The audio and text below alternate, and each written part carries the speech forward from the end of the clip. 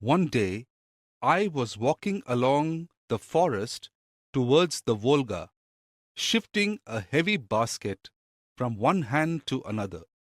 At the bottom of the basket were lying the grouse I had caught earlier. Of course, they got injured while they were being chased. I was taking them to the forester to show him my proud catch.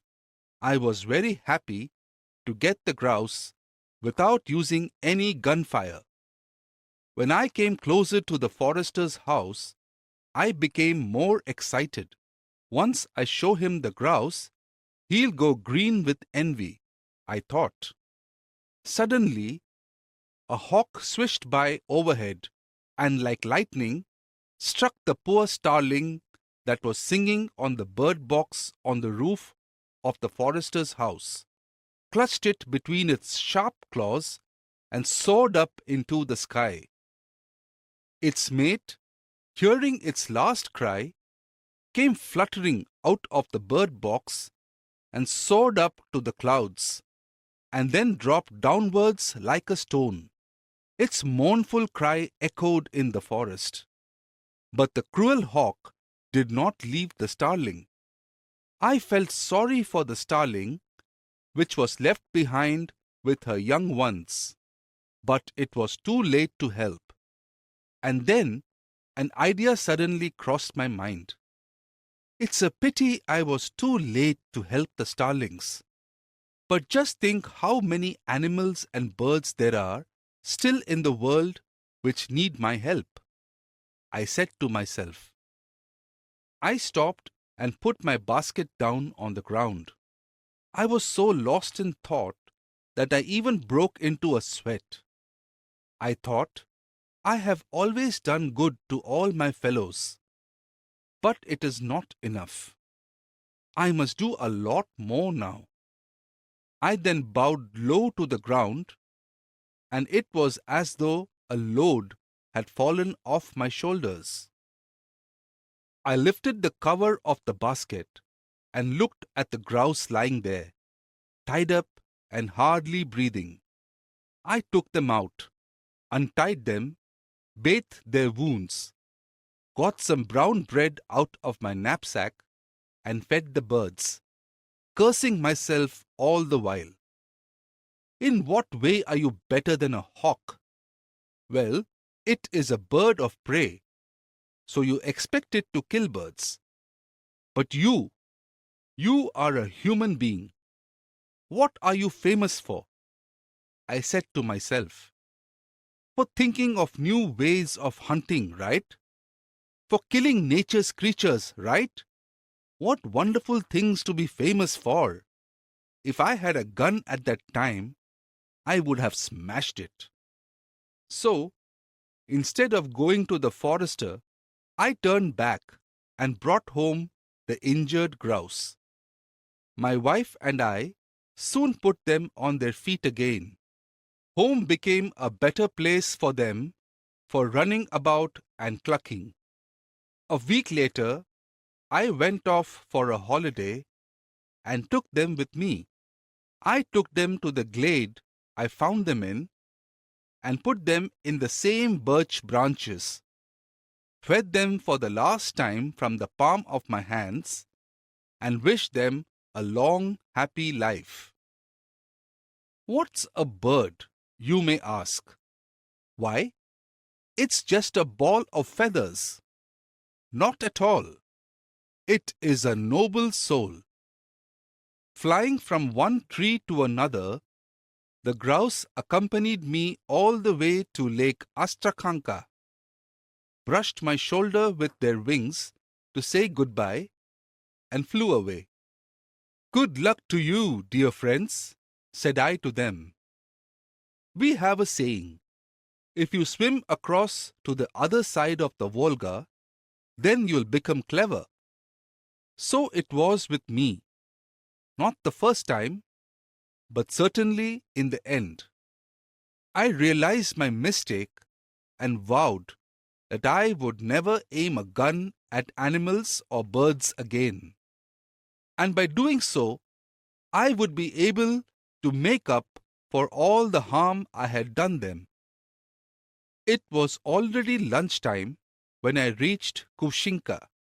My friends had already gone off to their rooms to rest and sleep. Not being used to taking an afternoon nap, I did not know what to do with myself. But as the old folks say, there's no point sitting about. You only get your coat creased. So, I took a rod and went off to the lake. It was a hot, sunny day, and everything seemed to be drooping in the blazing sun. Even the noisy willows had grown still and were waiting for the cool evening breeze. I cast my line, dipped my feet into the water, and happily relaxed. I saw a mother duck clucking and calling to its offspring. Then, a family of ducks came swimming in a single file like soldiers. Then, suddenly a shadow fell on me. Looking up, I caught sight of a kite with its wing already shut, drooping like a stone on the ducklings. I pulled the line out of the water, swung it round and caught the kite's wings with the hook. It was a powerful bird, and it soared up so fast that it threw me right across the willow. And maybe it is still flying along with the rod, warning the other birds of what might happen to them. As I lay there on my back, my body aching all over from the fall, I suddenly felt as though a cold coin had been pressed against my arm. I sat up and opened my eyes. I saw it was a hedgehog prodding my arm with his moist nose and pricking me gently with its prickles. Seeing that I had noticed him, it went down the slope. Since he was injured, I went after him so that I could help him, and I saw a large beheaded adder. It seemed that the hedgehog wanted to tell me what had happened there, but before it could, it buried its nose in the ground and closed its eyes. But I still got the message. A snake's poison is not lethal for hedgehogs. I remember my father once telling me. I picked it up and cleaned the wounds on its stomach. The forest, certainly has the best remedies, and they are all close at hand. I picked up a long silky blade of grass, took a sharp pine, and sewed up his stomach, so it was left with a neat seam which looked like the work of an expert dressmaker. Then I gave the hedgehog birch juice to drink and put him down under the shade. It curled up like a ball and slept. So here was another good deed that I had done. It did not seem so hard after all. All you needed was goodwill, a kind heart, and an able pair of hands. The hedgehog's wound healed in 7 days. By then, he and I had become good friends. Thick as thieves we were. When I went fishing, I'd find him already waiting for me there. He'd sit down beside me and gaze or close his eyes and sleep. I could hear his heart beating. Knock, knock. We especially enjoyed strolling in the woods. The hedgehog ran ahead, showing me the way, and I followed him. He knew the woods like his own needles. He would take me to the loveliest beauty spots. One day, we went deep into the woods. The hedgehog showed me the way, and I followed him, picking mushrooms and ripe raspberries. All of a sudden, he stopped and stood on his hind legs, listening and pointing his nose this way and that. I started wondering what was going to happen. Then he stood for a while longer and then waved his paw and ran off.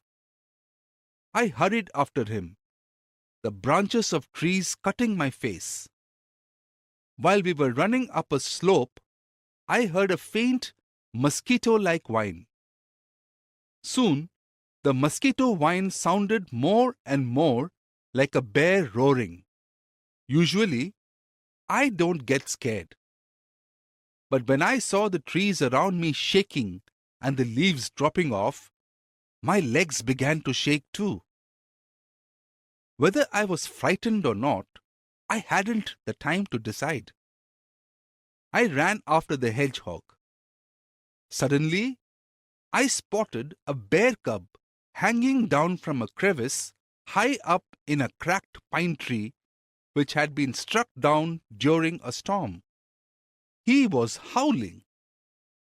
I stopped feeling tired as soon as I saw the cub, and suddenly felt strong like an ox.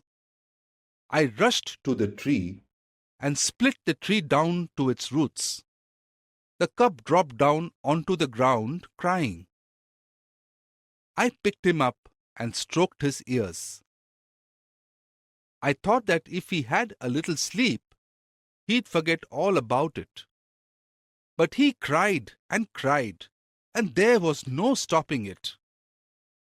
I tried to pat him, but he just cried even louder, and tears came rolling down his face in two streams. After some time, he stopped crying. Then the cub and I climbed onto the dry ground. Then I thought to myself, well, you rescued the duckling and you've got the cub out of trouble. That means you've done something good for your friends. I felt very happy.